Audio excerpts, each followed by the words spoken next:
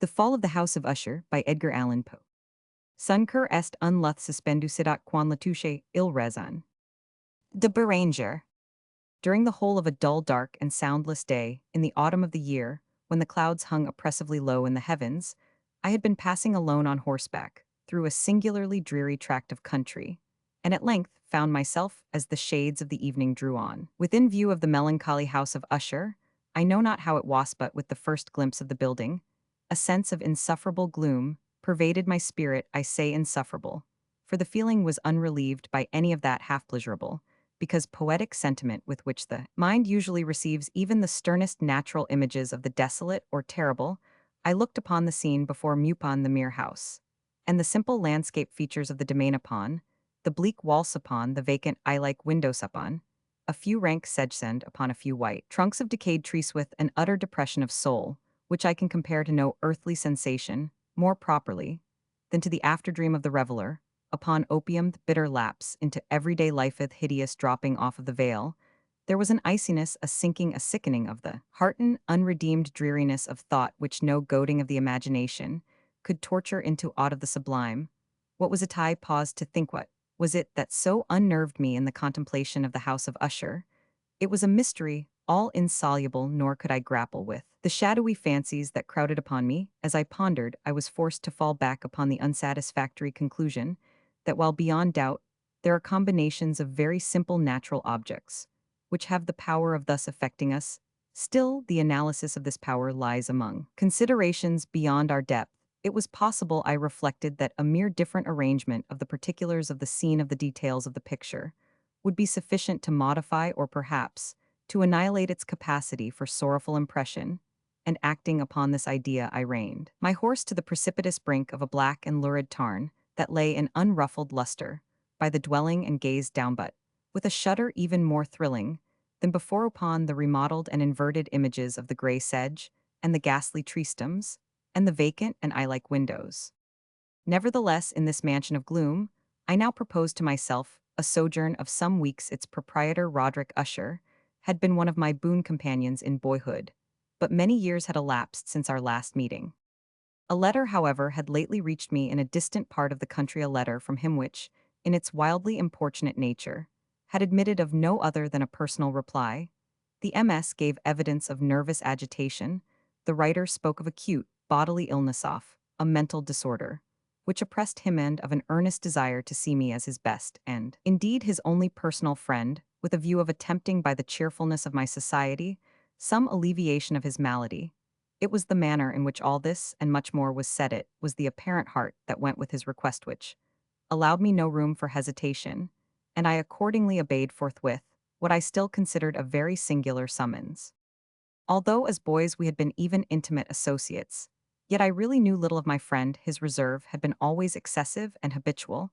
I was aware, however, that his very ancient family had been noted, time out of mind, for a peculiar sensibility of temperament, displaying itself through long ages in many works of exalted art, and manifested of late in repeated deeds of munificent, yet unobtrusive charity, as well as in a passionate devotion to the intricacies, perhaps even more than to the orthodox and easily recognizable beauties of musical science.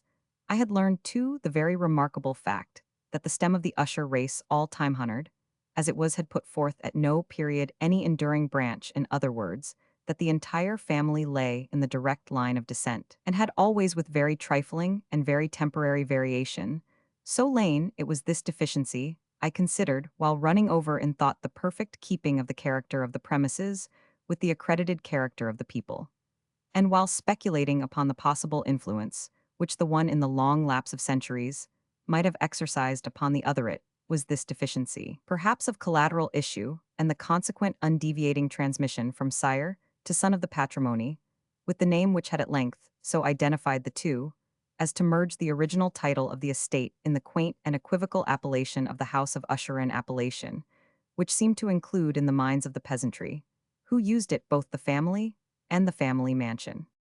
I have said that the sole effect of my somewhat childish experiment, that of looking down within the tarn, had been to deepen the first singular impression. There can be no doubt that the consciousness of the rapid increase of my superstition for, why should I not so term, it served mainly to accelerate the increase itself. Such I have long known, is the paradoxical law of all sentiments having terror as a basis.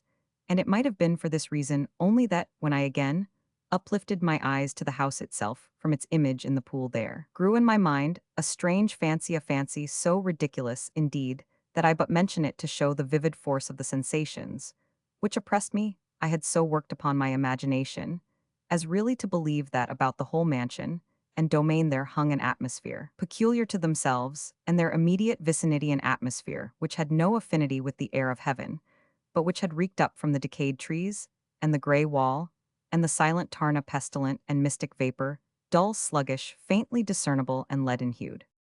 Shaking off from my spirit what must have been a dream, I scanned more narrowly the real aspect of the building. Its principal feature seemed to be that of an excessive antiquity. The discoloration of ages had been great minute fungi, overspread the whole exterior, hanging in a fine tangled webwork from the eaves. Yet all this was apart from any extraordinary dilapidation. No portion of the masonry had fallen, and there appeared to be a wild inconsistency between its still perfect adaptation of parts and the crumbling condition of the individual stones. In this there was much that reminded me of the specious totality of old woodwork, which has rotted for long years in some neglected vault, with no disturbance from the breath of the external air. Beyond this indication of extensive decay, however, the fabric gave little token of instability.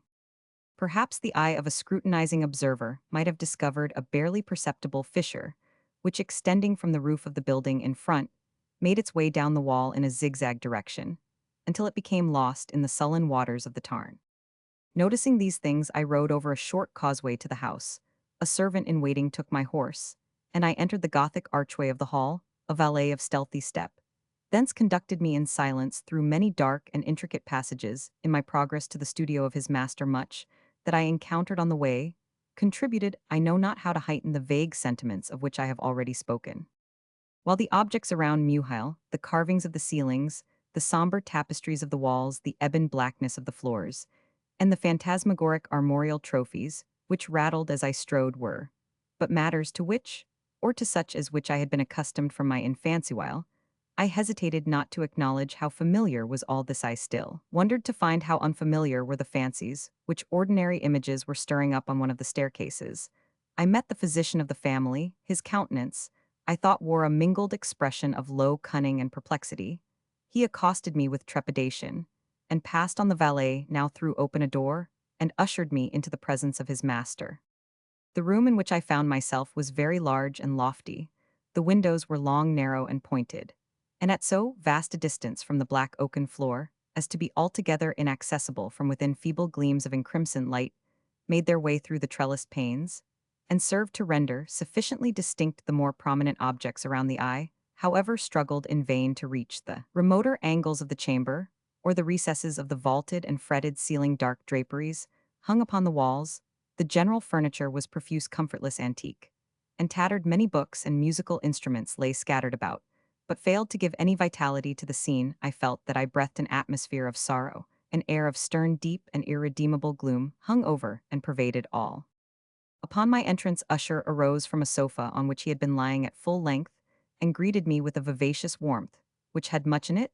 I at first thought of an overdone cordiality, of the constrained effort of the ennui man of the world.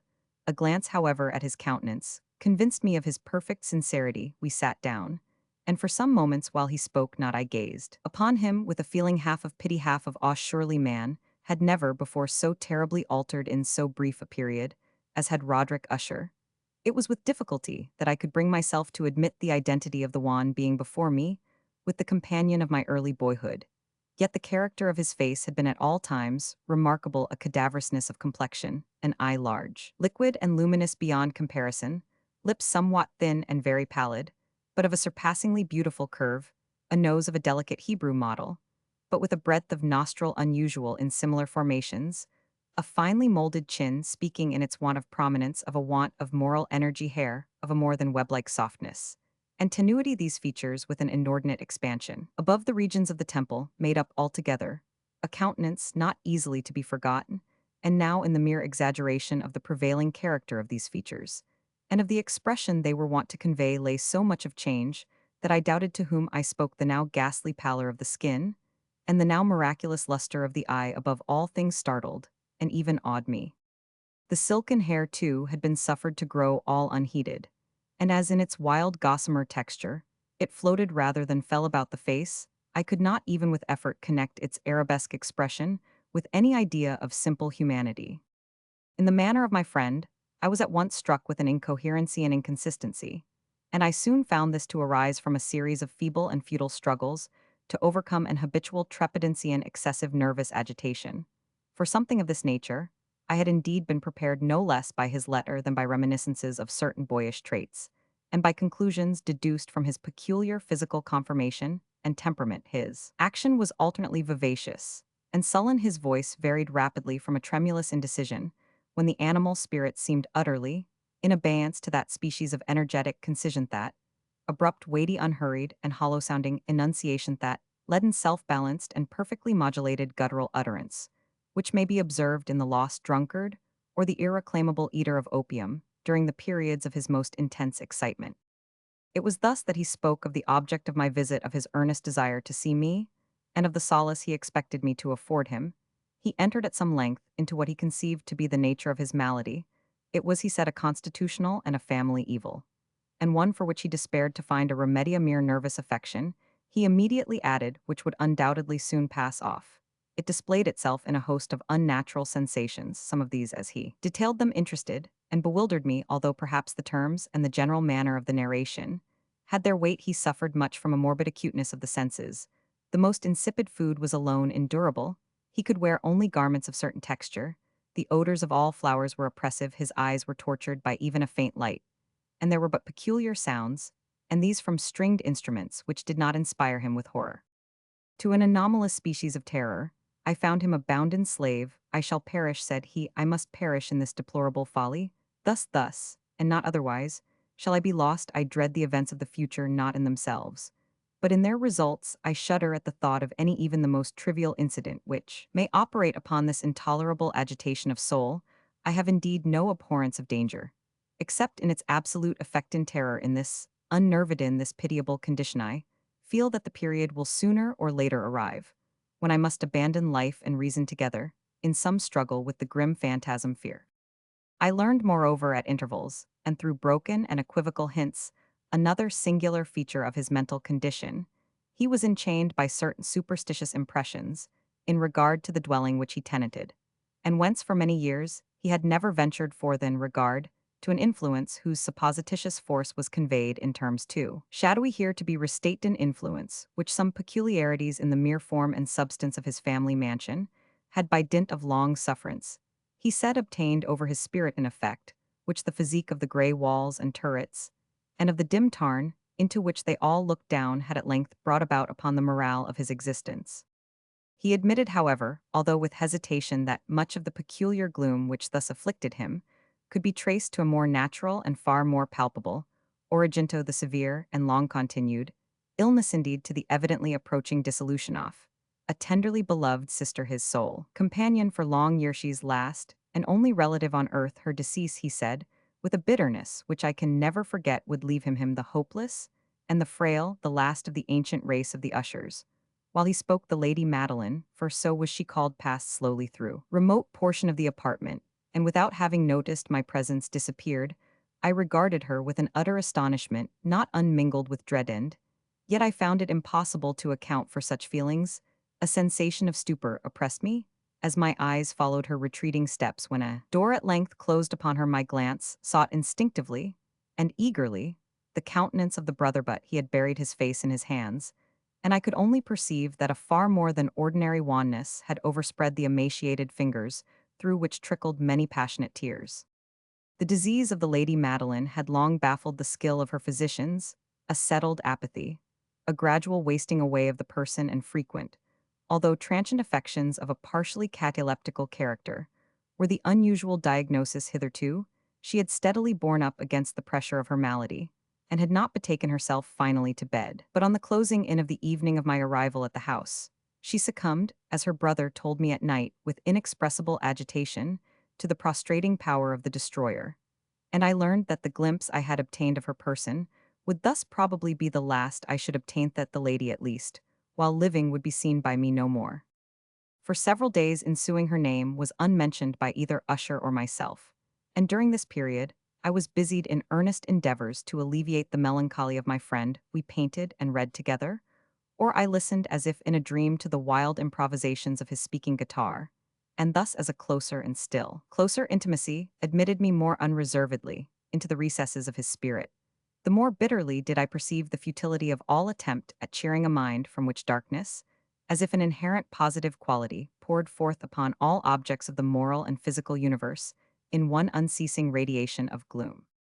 I shall ever bear about me a memory of the many solemn hours I thus spent alone with the master of the House of Usher, yet I should fail in any attempt to convey an idea of the exact character of the studies, or of the occupations in which he involved me, or led me the way an excited and highly distempered ideality through a sulphureous luster. Overall, his long improvised dirges will ring forever in my ears. Among other things, I hold painfully in mind a certain singular perversion and amplification of the wild air of the last waltz of von Weber, from the paintings over which his elaborate fancy brooded, and which grew touch by touch into vaguenesses at which I shuddered the more thrillingly because I shuddered knowing not why. From these paintings vivid, as their images now are before me, I would in vain endeavor to educe more than a small portion which should lie within the compass of merely written words.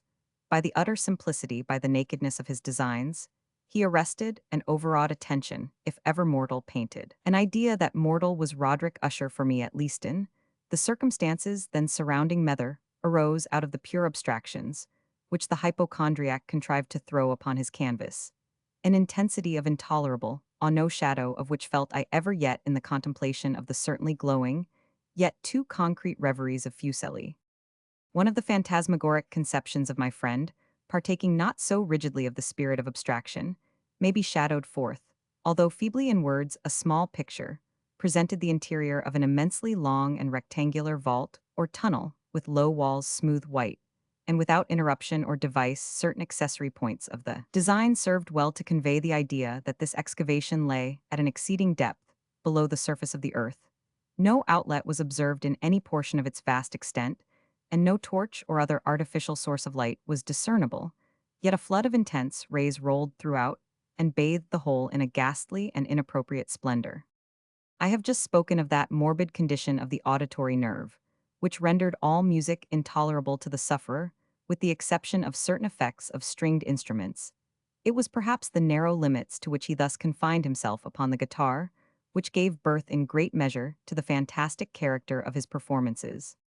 But the fervid facility of his impromptus could not be so accounted for. They must have been, and were in the notes as well as in the words of his wild fantasias, for he not unfrequently accompanied himself with rhymed verbal improvisations, the result of that intense mental collectedness and concentration to which I have previously alluded as observable only in particular moments of the highest artificial excitement. The words of one of these rhapsodies I have easily remembered. I was perhaps the more forcibly impressed with it as he gave it because, in the under or mystic current of its meaning, I fancied that I perceived, and for the first time a full consciousness on the part of Usher of the tottering of his lofty reason upon her throne. The verses which were entitled The Haunted Palace ran very nearly, if not accurately, thus. Roman 1. In the greenest of our valleys, by good angels tenanted, once a fair and stately palace, radiant palace reared its head in the monarch thought's dominion. It stood there, never seraph spread a pinion over fabric half, so fair. Roman 2. Banners, yellow, glorious, golden on its roof, did float and float. This was in the olden time long ago, and every gentle that dallied in that sweet day along the ramparts plumed, and pallid a winged odor went away. Roman 3. Wanderers in that happy valley, through two luminous windows, saw spirits moving musically to a lute's well-tuned law round about a throne, where sitting Porphyrogen in state, his glory well befitting the ruler of the realm, was seen. Roman 4. And all with pearl and ruby glowing was the fair palace door, through which came flowing, flowing, flowing, and sparkling evermore a troop of echoes whose sweet duty was but to sing in voices of surpassing beauty the wit and wisdom of their king. Roman 5. But evil things in robes of sorrow assailed the monarch's high estate. Ah, let us mourn, for never morrow shall dawn upon him desolate. Round about his home the glory that blushed and bloomed is but a dim remembered story of the old time, entombed. Roman 6. And travelers now within that valley, through the red-lit windows, see vast forms that move fantastically to a discordant melody, while like a rapid ghastly river through the pale, door a hideous throng rush out forever, and laugh but smile no more. I well remember that suggestions arising from this ballad led us into a train of thought wherein there became manifest an opinion of Usher's, which I mention not so much on account of its novelty, for other men have thought thus, as on account of the pertinacity with which he maintained it. This opinion in its general form was that of the sentience of all vegetable things, but in his disordered fancy, the idea had assumed a more daring character, and trespassed under certain conditions upon the kingdom of inorganization. I lack words to express the full extent or the earnest abandon of his persuasion. The belief, however, was connected, as I have previously hinted, with the gray stones of the home of his forefathers. The conditions of the sentience had been here, he imagined, fulfilled in the method of collocation of these stones in the order of their arrangement, as well as in that of the many fungi which overspread them, and of the decayed trees which stood around above, all in the long undisturbed endurance of this arrangement, and in its reduplication in the still waters of the tarn, its evidence of the sentience was to be seen, he said. And I here started, as he spoke, in the gradual yet certain condensation of an atmosphere of their own about the waters. And the walls, the result was discoverable, he added, in that silent yet importunate and terrible influence, which for centuries had molded the destinies of his family, and which made him what I now saw him. What he was, such opinions need no comment, and I will make none. Watson, Dr. Percival Spallanzani, and especially the Bishop of Llandaff, see Chemical Essays, Vol. Roman, 5 are books, which for years had formed no small portion of the mental existence of the invalid, were, as might be supposed, in strict keeping with this character. Of phantasm we poured together over such works as the Ververt et Chartreuse of Gresset, the Belphegor of Machiavelli, the Heaven and Hell of Swedenborg, the Subterranean Voyage of Nicholas Klim, by Hallberg, the Chiromancy of Robert Flood, of Jean D. Indagen, and of Delaw. Chamber, the Journey into the Blue Distance of Tyche, and the City of the Sun of Campanella. One favorite volume was a small octavo edition of the Directorium Inquisitorium by the Dominican Aymeric de Giron, and there were passages in Pomponius Mela about the old African satyrs and Egypans, over which Usher would sit dreaming for hours. His chief delight, however, was found in the perusal of an exceedingly rare and curious book, in quarto Gothic, the Manual of a Forgotten Church, Vigilii Mortuorum Secundum Coram Ecclesiae Magentini. I could not help thinking of the wild ritual of this work, and of its probable influence upon the hypochondriac, when one evening, having informed me abruptly that the Lady Madeline was no more, he stated his intention of preserving her corpse for a fortnight previously to its final interment, in one of the numerous vaults within the main walls of the building. The worldly reason, however, assigned for this singular proceeding was one which I did not feel at liberty to dispute. The brother had been led to his resolution, so he told me, by consideration of the unusual character of the malady of the deceased, of certain obtrusive and eager inquiries on the part of her medical men, and of the remote and exposed situation of the burial ground of the family. I will not deny that, when I called to mind the sinister countenance of the person whom I met upon the staircase, on the day of my arrival at the house, I had no desire to oppose what I regarded as at best but a harmless, and by no means an unnatural precaution. At the request of Usher, I personally aided him in the arrangements for the temporary entombment. The body having been encoffined, we two alone bore it to its rest. The vault in which we placed it, and which had been so long unopened that our torches, half smothered in its oppressive atmosphere, gave us little opportunity for investigation, was small, damp, and entirely without means of admission for light, lying at great depth, immediately beneath that portion of the building in which was my own sleeping apartment. It had been used apparently in remote feudal times for the worst purposes of a donjon keep, and in later days as a place of deposit for powder or some other highly combustible substance. As a portion of its floor and the whole interior of a long archway through which we reached it were carefully sheathed with copper, the door of massive iron had been also similarly protected. Its immense weight caused an unusually sharp grating sound as it moved upon its hinges.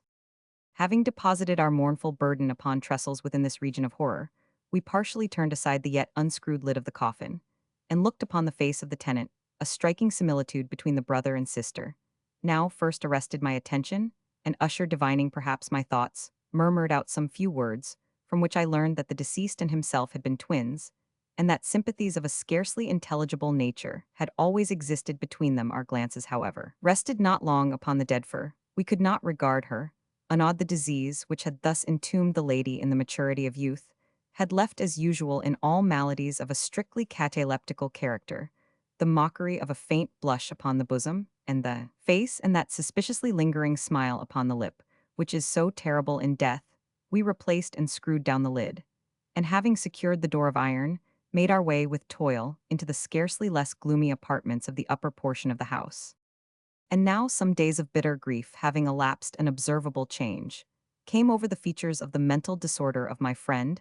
His ordinary manner had vanished, his ordinary occupations were neglected or forgotten. He roamed from chamber to chamber with hurried, unequal, and objectless step. The pallor of his countenance had assumed, if possible, a more ghastly hue, but the luminousness of his eye had utterly gone out. The once occasional huskiness of his tone was heard no more, and a tremulous quaver, as if of extreme terror, habitually characterized his utterance.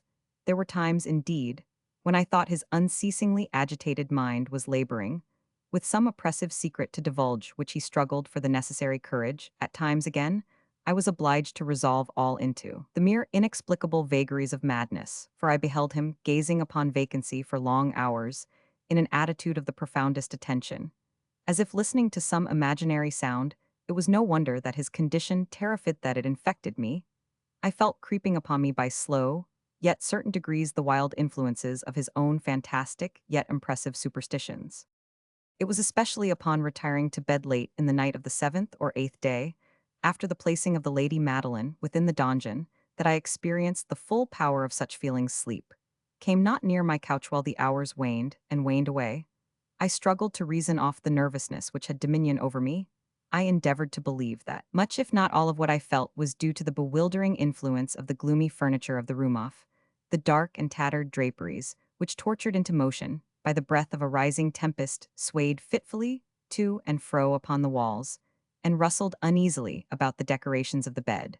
But my efforts were fruitless, and irrepressible tremor gradually pervaded my frame, and at length there sat upon my very heart an incubus of utterly causeless alarm.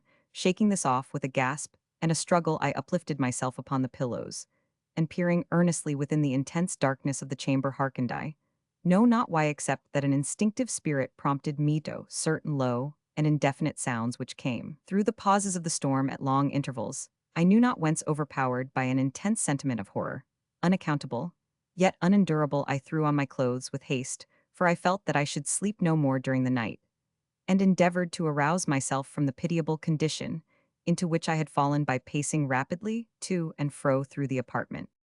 I had taken but few turns in this manner, when a light step on an adjoining staircase arrested my attention.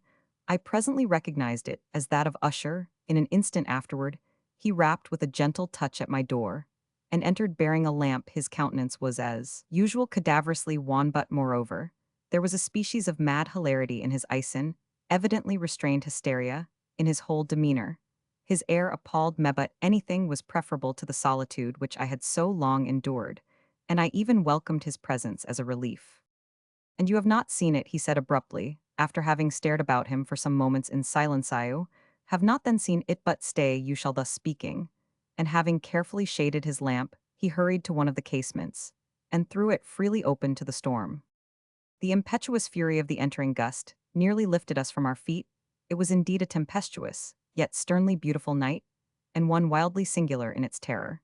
And its beauty, a whirlwind had apparently collected its force in our vicinity, for there were frequent and violent alterations in the direction of the wind, and the exceeding density of the clouds, which hung so low as to press upon the turrets of the house, did not prevent our perceiving the lifelike velocity with which they flew, and careering from all points against each other, without passing away into the distance. I say that even their exceeding density did not prevent our perceiving this. Yet we had no glimpse of the moon or star snare. Was there any flashing forth of the lightning?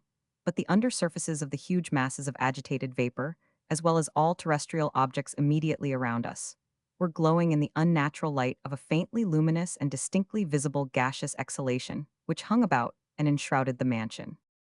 You shall not behold this," said I shudderingly to Usher, as I led him with a gentle violence from the window to a seat. "These appearances which bewilder you are merely electrical phenomena, not uncommoner. It may be that they have their ghastly origin in the rank miasma of the tarn. Let us close this casement. Air is chilling and dangerous to your frame here.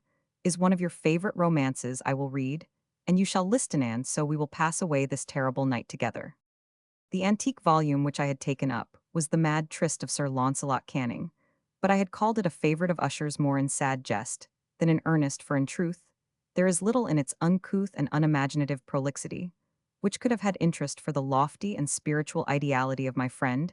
It was, however, the only book immediately at hand, and I indulged a vague hope that the excitement which now agitated the hypochondriac might find relief, for the history of mental disorder is full of similar anomalies, even in the extremeness of the folly, which I should read could I have judged indeed by the wild overstrained air of vivacity with which he hearkened, or apparently hearkened, to the words of the tale. I might well have congratulated myself upon the success of my design. I had arrived at that well-known portion of the story, where Ethelred, the hero of the tryst, having sought in vain for peaceable admission into the dwelling of the hermit, proceeds to make good an entrance by force. Here, it will be remembered, the words of the narrative run thus. And Ethelred, who was by nature of a doughty heart, and who was now mighty withal on account of the powerfulness of the wine which he had drunken, waited no longer to hold parley with the hermit, who in sooth was of an obstinate and maliceful turn, but feeling the rain upon his shoulders, and fearing the rising of the tempest, uplifted his mace outright, and with blows made quickly room in the plankings of the door for his gauntleted hand, and now pulling therewith sturdily, he so cracked and ripped and tore all asunder that the noise of the dry and hollow sounding would alarumed and reverberated throughout the forest. At the termination of this sentence I started, and for a moment paused, for it appeared to me, although I at once concluded that my excited fancy had deceived mate, appeared to me that from some very remote portion of the mansion there came indistinctly to my ears what might have been in its exact similarity of character the echo, but a stifled and dull one certainly, of the very cracking and ripping sound which Sir Launcelot had so particularly described. It was beyond doubt the coincidence alone which had arrested my attention, for amid the rattling of the sashes of the casements, and the ordinary commingled noises of the still increasing storm, the sound in itself had nothing surely which should have interested or disturbed me. I continued the story. But the good champion Ethelred, now entering within the door, was sore enraged, and amazed to perceive no signal of the maliceful hermit, but in the stead thereof a dragon of a scaly and prodigious demeanor, and of a fiery tongue, which sate in guard before a palace of gold, with a floor of silver, and upon the wall there hung a shield of shining brass with this legend enwritten: Who entereth herein a conqueror hath been, who slayeth the dragon, the shield he shall win. And Ethelred uplifted his mace and struck upon the head of the dragon, which fell before him, and gave up his pesty breath with a shriek so horrid and harsh, and withal so piercing, that Ethelred had feigned to close his ears with his hands against the dreadful noise of it, the like whereof was never before heard. Here again I paused abruptly, and now with a feeling of wild amazement, for there could be no doubt whatever that in this instance I did actually hear, although from what direction it proceeded I found it impossible to say, a low and apparently distant, but harsh, protracted, and most unusual screaming or grating sound, exact counterpart of what my fancy had already conjured up for the dragon's unnatural shriek, as described by the romancer. Oppressed as I certainly was upon the occurrence of this second and most extraordinary coincidence, by 1,000 conflicting sensations, in which wonder and extreme terror were predominant, I still retained sufficient presence of mind to avoid exciting by any observation the sensitive nervousness of my companion. I was by no means certain that he had noticed the sounds in question, although assuredly a strange alteration had during the last few minutes taken place in his demeanor. From a position fronting my own, he had gradually brought round his chair so as to sit with his face to the door of the chamber, and thus I could but partially perceive his features. Although I saw that his lips trembled as if he were murmuring inaudibly, his head had dropped upon his breast, yet I knew that he was not asleep from the wide and rigid opening of the eye as I caught a glance of it in profile. The motion of his body, too, was at variance with this idea, for he rocked from side to side, with a gentle yet constant and uniform sway. Having rapidly taken notice of all this, I resumed the narrative of Sir Launcelot, which thus proceeded. And now the champion, having escaped from the terrible fury of the dragon, bethinking himself of the brazen shield, and of the breaking up of the enchantment which was upon it, removed the carcass from out of the way before him, and approached valorously over the silver pavement of the castle, to where the shield was upon the wall, which in sooth tarried not for his full coming, but fell down at his feet upon the silver floor with a mighty great and terrible ringing sound. No sooner had these syllables passed my lips thanas, if a shield of brass had indeed at the moment fallen heavily upon a floor of silver I became aware of a distinct hollow metallic and clangorous, yet apparently muffled reverberation, completely unnerved. I leaped to my feet, but the measured rocking movement of Usher was undisturbed. I rushed to the chair in which he sat. His eyes were bent fixedly before him, and throughout his whole countenance there reigned a stony rigidity. But as I placed my hand upon his shoulder, there came a strong shudder over his whole person, a sickly smile quivered about his lips, and I saw that he spoke in a low, hurried, and gibbering murmur, as if unconscious of my presence. Bending closely over him, I at length drank in the hideous import of his words. Not hear it as I hear it, and have heard it long, long, long, many minutes, many hours, many days have I heard idiot, I dared not, oh pity me, miserable wretch, that I am I dared not speak. We have put her living in the tomb, said I not that my senses were acute. I now tell you that I heard her first feeble movements in the hollow coffin, I heard the many days agate I dared not speak, and nout night Ethelredha.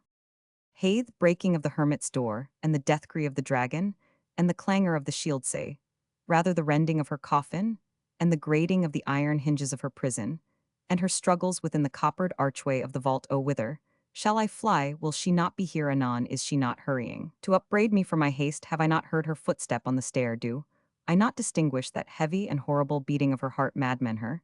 He sprang furiously to his feet and shrieked out his syllables, as if in the effort he were giving up his soul. Madman, I tell you that she now stands without the door.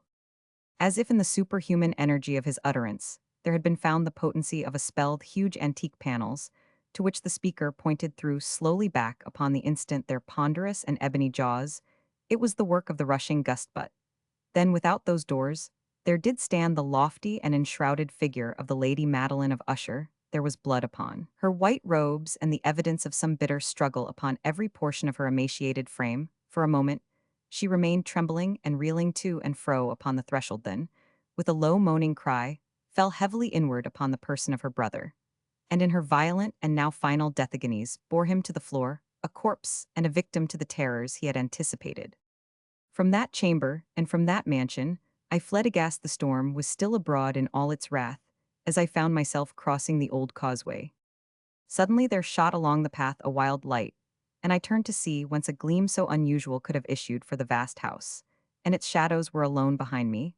The radiance was that of the full setting and blood-red moon, which now shone vividly through that once barely discernible fissure of which I have before spoken as extending from the roof of the building, in a zigzag direction to the base. While I gazed, this fissure rapidly widened. There came a fierce breath of the whirlwind. The entire orb of the satellite burst at once upon my sight. Me brain reeled, as I saw the mighty walls rushing asunder. There was a long tumultuous shouting, sound like the voice of 1,000 water sand.